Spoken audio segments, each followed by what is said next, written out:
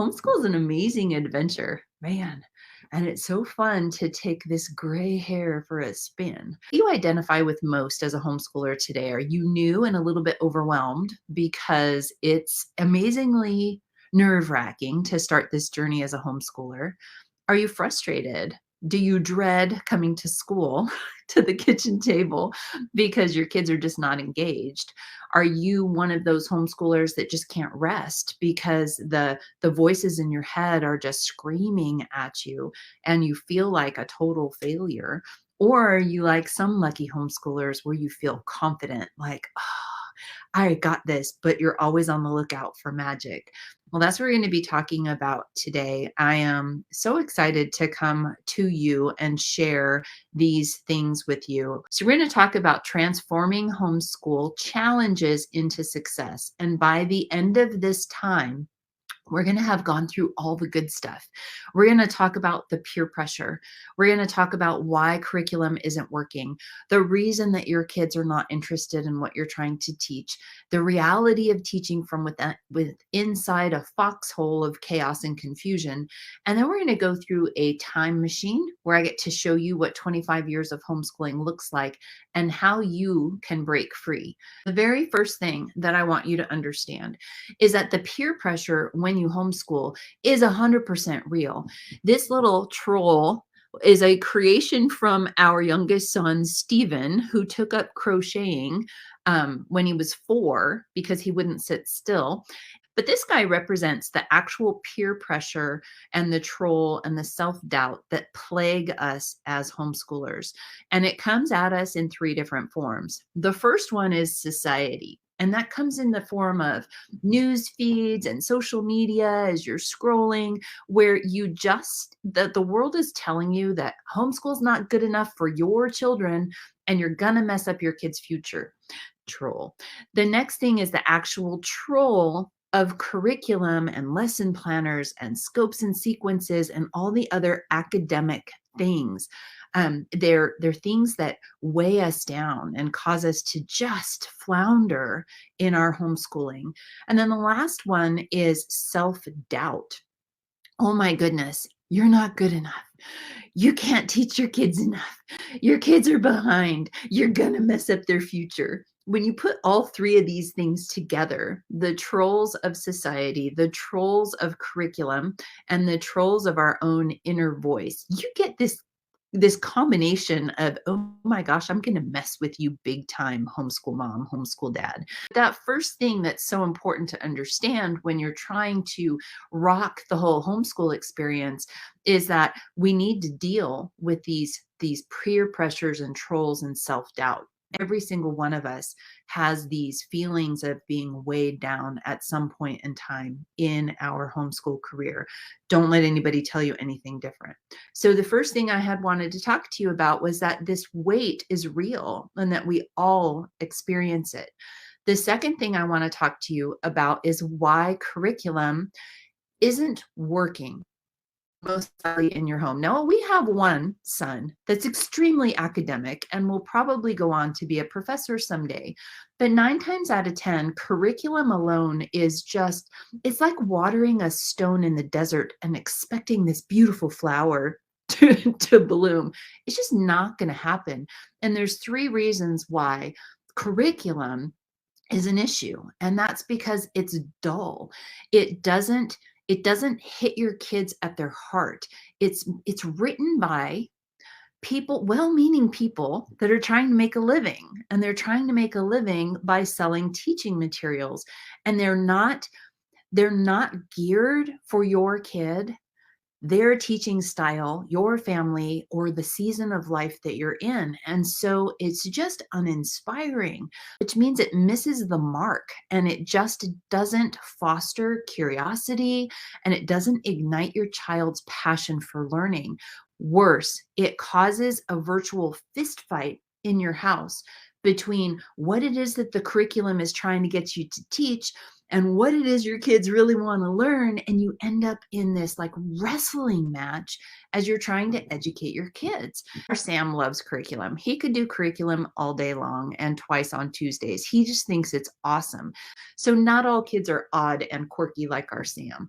But stop for a second and think, is what you're doing working? Is it dull? Is it missing the mark? And is it causing virtual fistfights within your house? Because it doesn't have to be that way. Understand that this is the world that your kids are growing up in. They're holding or have access to a supercomputer that is more powerful than the one that put us on the moon back in 1969. And they are hardwired to receive information, and they have this steady flow of information coming at them. Because they have instant access, they can get the answer to any question at any point, at any time that they're curious about. So here they are with information at their fingertips, and we hand them dry, dull, missing the mark curriculum, and they stare at it and they go, "What's the point? I can just find out what I need to know in 2.3 seconds." And the reason that they're uninterested, the reason that they're disengaged is because they know that they can learn whatever they need to learn. So it's not about what we're trying to teach our kids to learn today, but it's about how we teach our kids to learn today. How do we reach their hearts? How do we train them up so that their curriculum is their character is so rock solid that then you can sprinkle anything on top and that will grow? How do they find help when they get stuck? Do they have life skills that they need? These are the things that cause our kids to just light up inside when we see them. Now, I don't want you to throw curriculum away. Reality is that curriculum's not bad. It's just one of the many things that you can use to educate your kids. But you don't need to be so reliant on curriculum, and we need to be wise looking at our kids through the lens of what it is we're trying to teach them. And if it's not working, we need to be willing to do something different. I was talking with a homeschool mom inside of our Homeschooling Olympians program, and she was ready to quit. She's like, "That's it. I think my kids would just be better off in public school." And we talked about it, and her issue was she was trying to teach her young children as if they were in the launching stage of homeschool. And if you can just realize that there are only 3 stages to a homeschool journey. The first stage is the foundation stage. That's when your kids learn to read and they learn their basic numbers. The last stage of homeschool is the launching stage, where kids get a goal or a vision for what they're going to do or where they're headed after high school. And then you tailor everything that you're doing to help them get to that goal. But the beautiful stage in between foundations and launching is this flourishing and fun stage. And it's not all fun and games. There's time for hard work. I mean, just look at the laundry pile, right? So there's always a place for things that we don't really want to do. However, if we don't capture our kids' hearts in the middle, in that flourishing and fun stage, then we lose them, and they stop being curious. They stop seeking to be taught. They stop growing in the way that we know that they should. So this whole thing right here is after the foundation stage, your kids, my kids, our kids need to know that there's a purpose behind what it is they're doing in a day, and it needs to align in their life in some way for them to be engaged. It needs to be interesting in a way that ideally it makes their heart beat faster. Because, man, if we can show them that there's purpose and that it's interesting to them, and if we can make it engaging in some way, they get hooked. They're all in. And the reason is because they feel seen. If our kids don't feel seen as they're being educated, it's dry, it's boring. It's like you're at the grocery store and you're going to pick up ingredients, and there's a person standing on aisle 4 and they're talking about the nitty-gritty boilerplate contract of a legal argument, and you just kind of walk by like, okay, this is not what I'm here for. Our kids are no different. They need to be seen. They need to know that what they're doing has purpose and value, not just to us, but to their future. And when they're little, when they're just into the beginning of the flourishing and fun stage, it has a whole lot to do with just igniting curiosity and kind of chasing a bunch of rabbits so that we can see what makes our kids' hearts tick. As I'm working with homeschoolers more and more, it's a beautiful thing to be this gray. My hair used to be dark brown, but it's to be this gray and to be able to share the mistakes that I've made along the way and the things that have worked to help the kids thrive is amazing. But when I ask them, well, what's your routine like? They almost always say the same thing. Well, kind of don't really have a routine. It's just all chaos. And what a lot of homeschoolers do is that they step into the homeschool journey and they plop curriculum on the kitchen table and they don't get their house in order. And if your house is not in order and you just add more to it, you end up causing an amazing amount of chaos. There's no routine, there's no order. The flow of your day is not predictable. And what ends up happening is that you end up feeling like you are chained to your kitchen table because you're afraid that if you don't keep checking off the things, that you're not going to have enough evidence at the end of the day that you're actually homeschooling, that you're actually teaching your kids.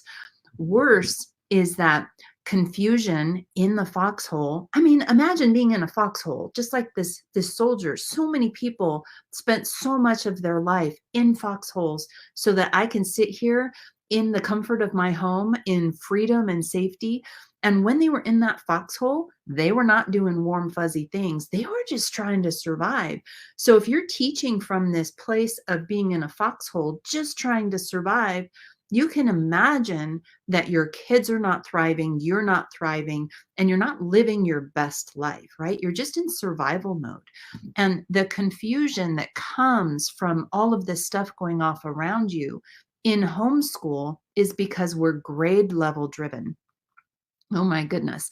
We're teaching without a routine. We're turning the next page and trying to just check off 7 more things on the checklist. It's confusing. And the grade levels are ridiculous because they don't take into account your magical 4-year-old, your intriguing 9-year-old, your confused 12-year-old. It's just a grade level stamped on a book. And then the self-doubt, just like that soldier in the foxhole, is you're thinking, oh my gosh, I am not doing enough. I'm not good enough. My kids are behind. Maybe they'd be better off in public school. These wheels of self-doubt are horrific. And I'd like to just take a minute and I'd like to blow up your self-doubt in a good way. Curriculum, like I said, isn't bad. We have to look at it through the lens of what it really is. It's created for profit. You can use anything. Sorry, I was just making sure my screen actually shared. You can use anything as a backdrop to educate your kids. You have all the tools at your fingertips. You even have access to amazingly powerful supercomputers. Curriculum is created by publishers or people that are looking to make a profit, and they work really, really hard to make it sparkly. And it's uninspiring. It is dry and it's boring. So it's created for profit, it's uninspiring or overwhelming.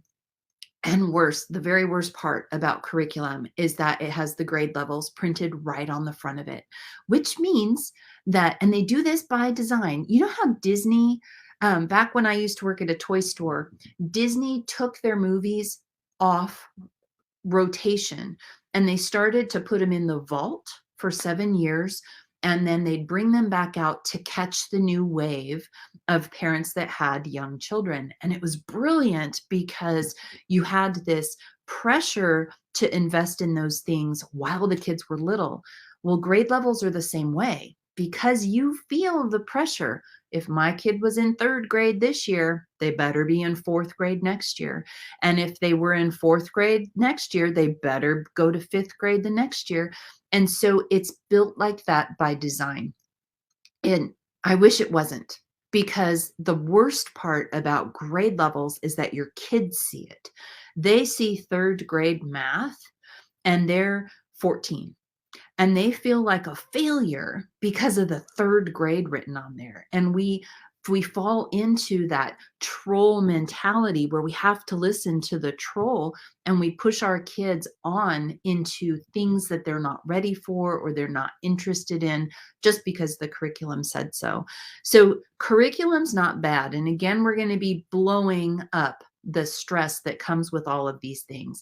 It is a necessary tool in some cases to actually educate your kids.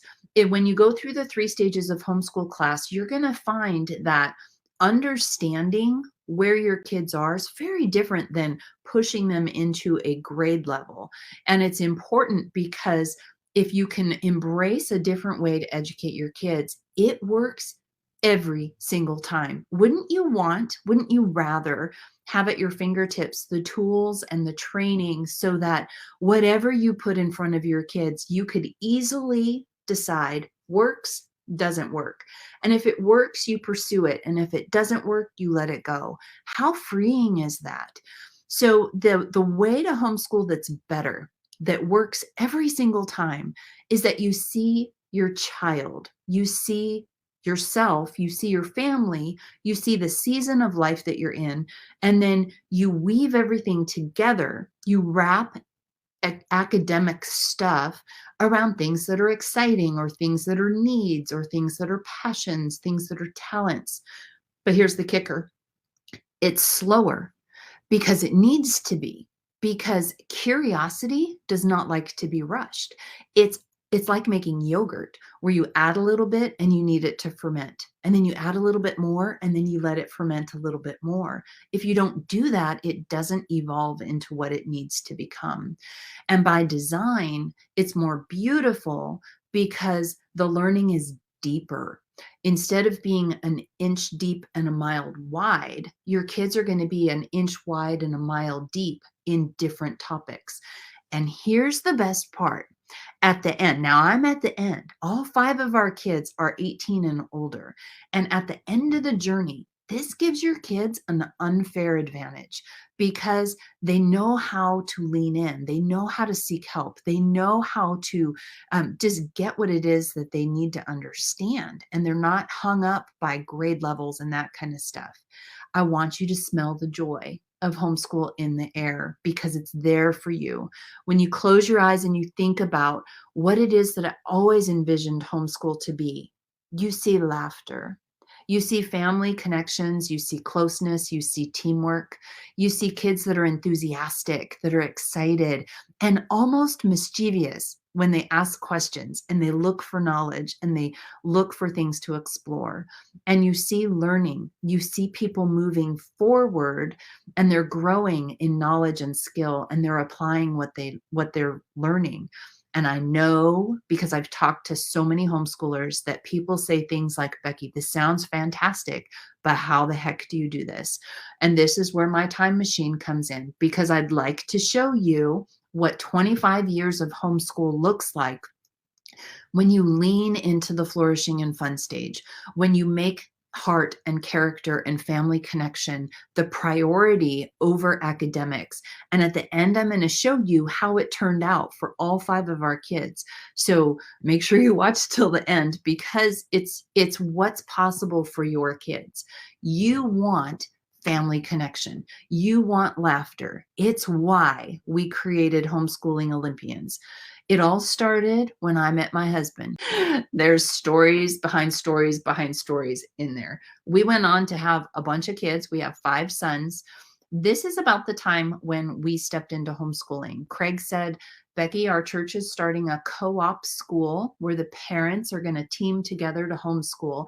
And I want us to support our church and I want us to homeschool our kids. And I said, no, because homeschoolers are weird and I don't want weird kids. And I forgot to factor in the fact that they were my children, so they were going to be weird. They were his children, so they're going to be weird. And I'm going to show you a bunch of pictures pretty quickly. And I don't want you to think because life and homeschool and academics and life skills and laundry collide and it's not always clean and orderly. The pictures you're going to see are going to make you think that we lived a perfect, well, a picture perfect life, but not everything's picture perfect. There are different things that I want you to see, because I see so many pictures of things where we were together as a family. But I want to pause, because when you look closely at these pictures, you're going to see my husband, Craig. And he is the reason that I'm able to sit here today and share with you these things about homeschool, because he's a visionary, because he helped put family first. These are the things that I can stand and I can say this works 100% of the time, because this is what people are missing. So I want you to see, I'm going to show you like this much of academic stuff, but the core of our homeschool success is that we played hard. I mean, some of the kids took this to like a PhD level. I looked out the window one year and I saw my husband out in the backyard shooting archery with all 5 of the boys. And I thought to myself, Bekki, honey, if you don't pick up a bow and become an archer, you're going to get left behind. So I became an archer with my family, and we do 3-dimensional archery shoots like this, where you hike around and shoot targets. An amazing family activity. We played pranks on each other. One year, our oldest son said, I don't want to celebrate my birthday because birthdays are dumb. And we said, no. And we played in the rain. We played in the snow. We played in the sun. We played in the clouds. We played at the beach, in the mountains, and everywhere. We took advantage of the opportunities that were around us to enjoy whatever was happening. We played a lot of games, but not like every week. My husband loves to ride bikes, and so we would do these things called hike-a-bikes. We would hike and the other boys would bike, and we spent lots of time together that way. The kids are pranksters. My oldest son loves to terrorize and just shock people with things like masks. We embraced things like power outages, and I want you to pay attention to this picture. The boys never lost their love for play. They're 18 and older now. And something that happens when kids go to school and they are put in these hordes or groups of kids their own age is that they start to think that playing is not cool. I don't want you to know that one of the beautiful side effects of homeschool is that they can embrace a life of play, which will help them delight and be joy-filled and live longer, happier lives. But they didn't just play. We didn't just play. We made sure that the boys worked hard. And they did everything. They did dishes. Now, we worked beside them, but they had chores from, as if they could take it out, they could put it back. That they chopped wood. They stacked wood. They picked up dog poop in the backyard. They did dishes and laundry and cut grass and babysat and yard sat. Not only did we play hard, not only did we work hard, not only did we keep Stephen alive, but we also explored a lot. This is super important. We're talking about homeschool. We're talking about how you thrive in homeschool and how you succeed in homeschool. And for us, what I've seen 100% of the time is that by having a family culture that's not just sequestered, right? I'm not talking about locking your kids in a closet and not ever getting outside and never socializing. I'm talking about getting out and enjoying life together, taking advantage of opportunities. This was a short opportunity that we were able to take advantage of for a few years. That ship behind the boys is a wooden vessel, a little bit larger than the one that Christopher Columbus sailed across the ocean blue in. And the boys were able to, 2 of the boys were able to go on this vessel for 3 to 5 days and learn to sail the ship and study marine biology. We went and we explored a lot of things outside. This picture is noteworthy because this is the first time we went and touched the world's largest tree, the General Sherman. And we went back in the spring, and what we didn't know is that there's actually a very old fence that keeps you well away from the General Sherman because it's delicate and they're protecting it. The reason we didn't know is because we're standing on about 15 feet of snow, and we did not know that at the time. But our homeschool journey is filled with exploration and opportunities and things that we wouldn't have normally been able to see if the kids were in public school. A ton of time at the beach. And again, my husband was always there. And I know that there are a lot of single homeschoolers out there, or that work swing shifts, that somebody's working at night while the other's working at day to make things possible. And some of you are single homeschoolers.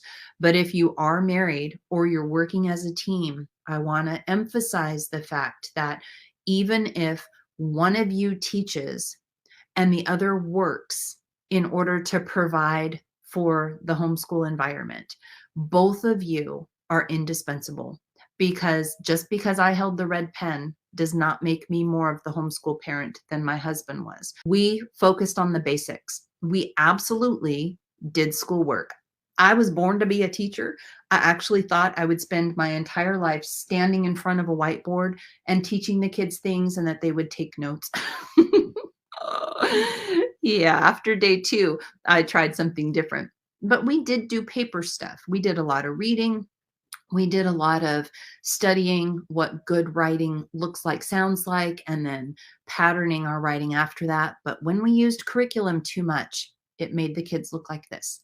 It was dull and it didn't hit their heart. And we became experts at looking at the kids and identifying whether what we were doing was working or whether it was killing the joy. And then if it was killing the joy, we had to decide, is it because what we're doing is not a good fit, or do the kids have some kind of character thing, heart issue, attitude issue that needs our full attention? And sought education differently. We looked for ways to explore and to love what we were doing. We leaned into the arts. We leaned into the extra things. Anytime we had opportunity to do something that was also a life skill, we did that. This is one of the things that we did to scale, where we were learning about some kind of a whale or marine life. And so this is where we drew a whale true to size so that the boys could see how massive these creatures were. But we also threw out the idea that grades mattered, that ages mattered. And fun fact, my husband required that our boys played chess almost every day for years, because he was confident that that would be a key to help them be critical thinkers. And he wanted them to be able to think through 3, 5, 10 steps at a time. And it has done exactly that. They're all master chess players. We chased curiosity. We went clamming. The boys were very, very often found in costume. And it didn't matter if we were at home or if we needed to go to the grocery store. They almost always were not wearing normal clothes. My kitchen table looked like that for about 20 years. Only what was on the kitchen table varied. There were art projects and math books and English things and history and science and crochet and clay and almost always Legos. It was messy, but it was good. Sometimes we argued. Sometimes we challenged each other. Sometimes it was for fun, like in Nerf, but a lot of times our house was pretty chaotic. 5 kids, very busy, hand-on creators. We had Legos. We had one room that was covered with Legos almost continually. And even the dog got in on the fun. We just had so much fun in this journey.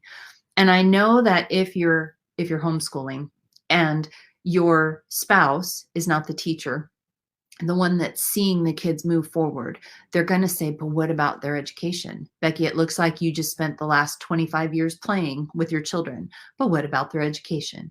And so I'm going to show you that all 5 of the boys have made it through high school. 4 of the boys graduated with their associate's degrees while they were in high school. This is our baby, Steven. He is dyslexic, did not read till he was 10. He did not read until he was 10, has crippling dyslexia, and still managed to make it through high school, earn his diploma and his associate's degree at the same time, and was recruited to row and is currently at the University of San Diego pursuing business. Amazing, amazing success story. This is our scientist slash academic slash mathematician. This is our, we joke and call him Spock or Data because he's so analytical and so precious and so sweet. He too earned his diploma and his Associates of Science degree at the same time. Don't get too impressed by the college degrees. The associate's degrees worked for our boys, but your kids do not need to go on into college to be successful. Our third son, Isaac, graduated during COVID with his diploma and his associate's degree and is now pursuing a bachelor's towards being a worship pastor and is currently on the other side of the country. Our second son, Micah, graduated, has a bachelor's degree in digital filmmaking, and is a newlywed. This is how Bekki Sayler gets girls into the family. She gets them married in. It's fantastic. And then our oldest is very witty, has been married over 5 years now, and is thriving in his career. He too graduated and has his associate's degree and just fell into the trades. But the degrees don't matter as much as pursuing what the kids love and then help mentor and coach them towards their future. The emphasis was on family and making sure that we worked as a team.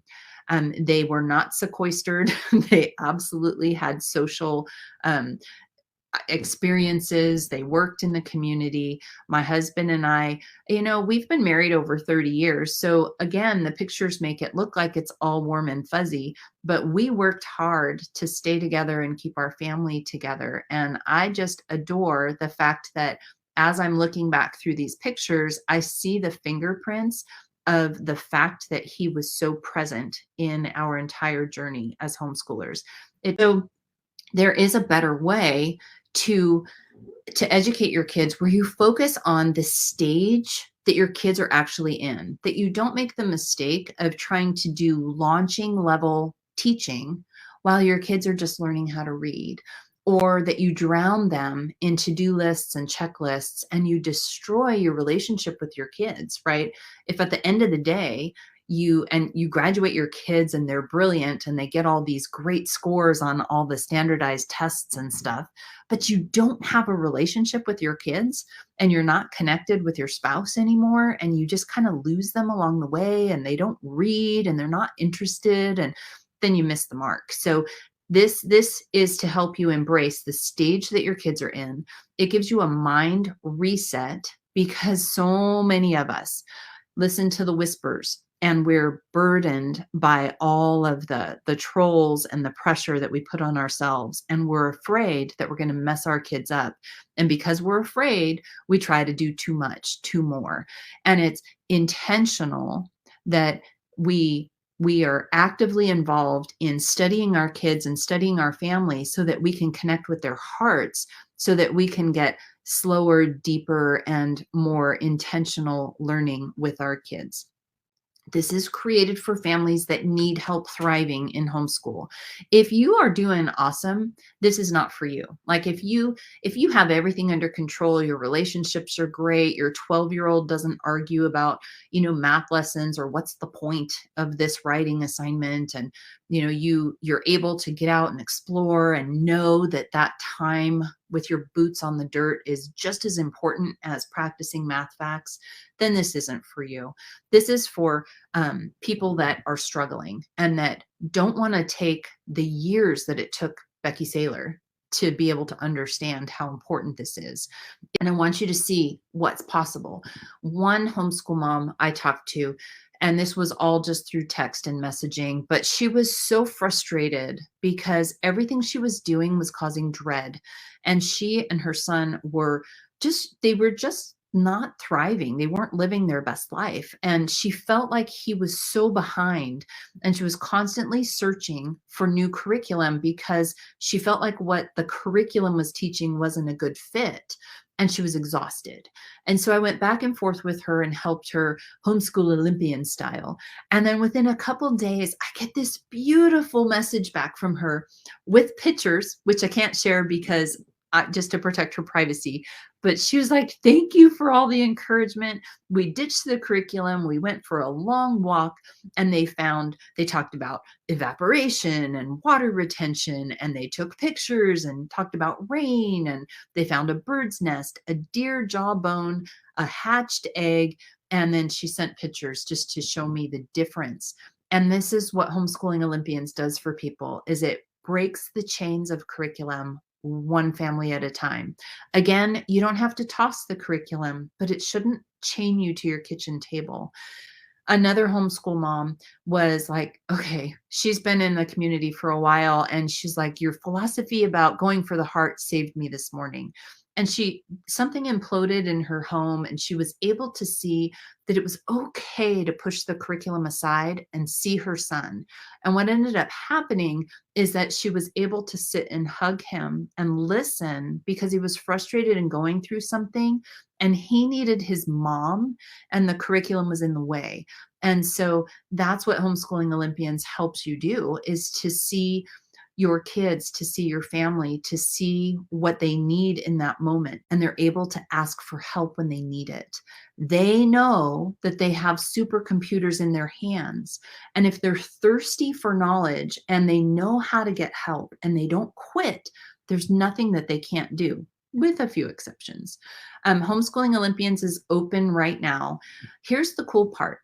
If you jump in within 6 weeks, you're going to totally have your mind transformed, and it's going to save you years of stress. It may even slow your gray down a little bit. But here's the better part. It's going to save you money if your curriculum like bound right now, because the average homeschool family spends $600 a year per child on curriculum. My personal hypothesis is it's because we try something and it doesn't work. So we try something else and it doesn't work. And we try something else and it doesn't work. And that's a lot of money wasted.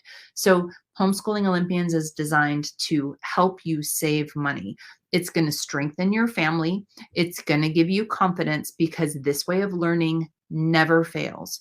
At the link, wherever it is, you will find the details for what's inside in a read it at your own pace kind of way, with some video questions and answers back there. But I know it can be scary because your family's unique. You may be thinking, but I'm not married, but I don't have 5 sons. Our family is crazy. Mine is too. They're quirky, right? They have different learning styles, and they have different passions, and they have different talents, and they have different needs for what you need to bring to them educationally. And so right now, because I've talked to enough homeschoolers, I know that you're thinking, this all sounds dreamy. It feels like what I imagine homeschooling could be has the ability to match reality. And I had one homeschooler say, Bekki, I feel like I can smell the joy of homeschool in the air. And I don't want you to toss your curriculum out just yet. I want you, because some of you are thinking, this sounds great, but what if I miss stuff? What if we don't cover all the material? What if all I have at the end of homeschool is this massive photo album of memories, and we have no academic trail, and I mess up my kids forever? It's like walking through the fog.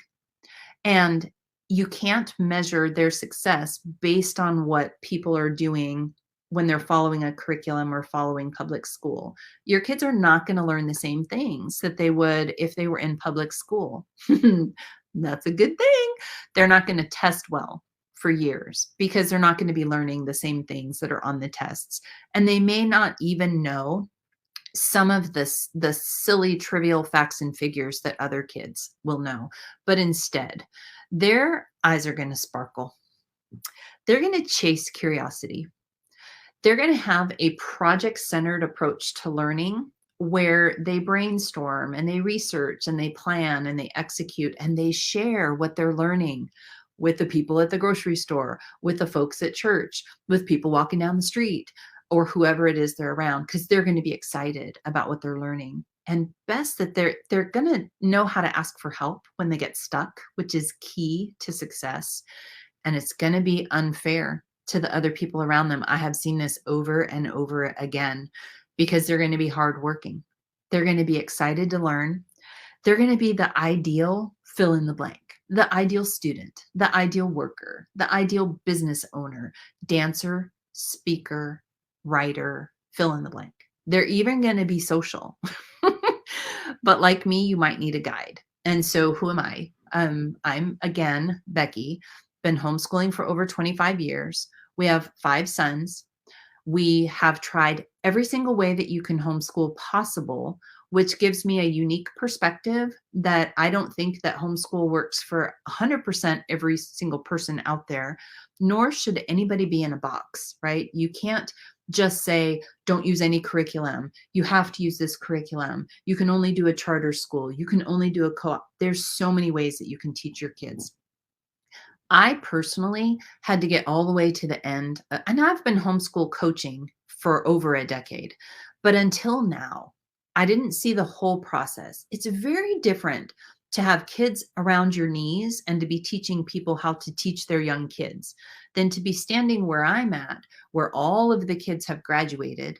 They all had different delays in their education, and yet they all thrived. It's very different.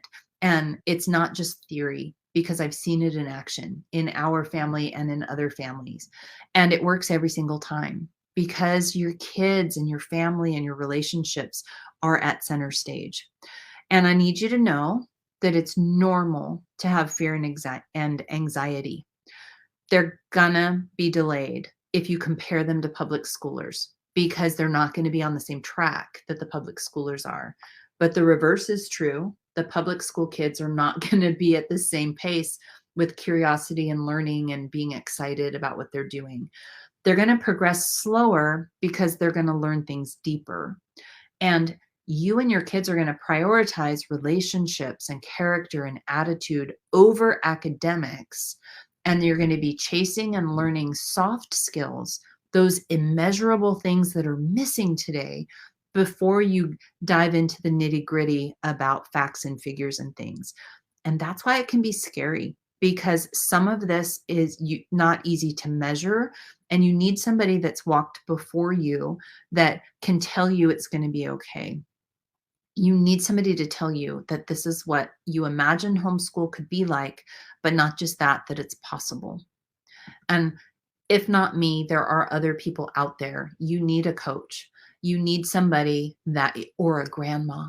Grandma would be great. I had my husband's grandma sit in my kitchen one year.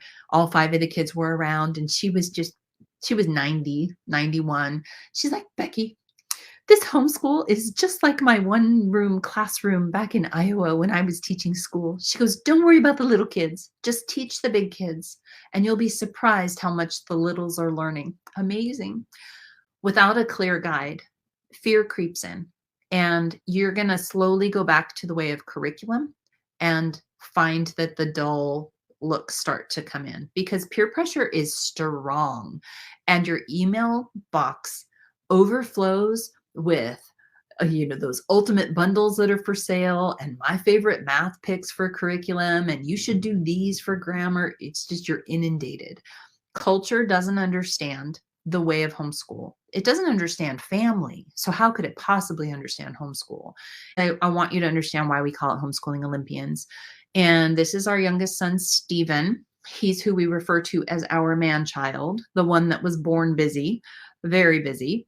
And he was really hard to keep out of trouble. He was really creative, but slow academically. Wrong word. The way that he learned required that his body was in motion. And so is that he fell in love with rowing. And over the last year, we saw what the difference of having the right coaches and the right mentors does for somebody. He had rowed for fun for a few years, but he got elected to go to an Olympic development camp, which connected him with gold medalists and coaches. He then got a private coach that is a national and world rowing champion, that just kind of fell into his lap. And then this last summer was able to get connected with a local coach that has over 250 medals, Olympic, world, and national medals under his coaching belt. And we watched what happened when somebody that's been there done that, feeds into your kids, feeds feeds into somebody that has a goal, and it's priceless. And so we call it Homeschooling Olympians because when you get the right coaching and you follow the right steps, it leads to a life of thriving. And it's just amazing. Homeschooling Olympians is open. I encourage you to follow the link and to get all the details. And when you have questions, because I'm confident that you will, you can reach me at a better way to homeschool at gmail.com. And if you've watched all the way to the end, I have a special code for you. So if you email me at a better way to homeschool at gmail.com and you put the words super secret and you're one of 10, the first 10 that do that, then I have a special deal for you to get inside Homeschooling Olympians. So it's just as a special thank you for hanging with me for so long. So anyway, without further ado, I hope you have a wonderful day. Thank you for hanging out with me, and I can't wait to see you inside Homeschooling Olympians. Have a good day.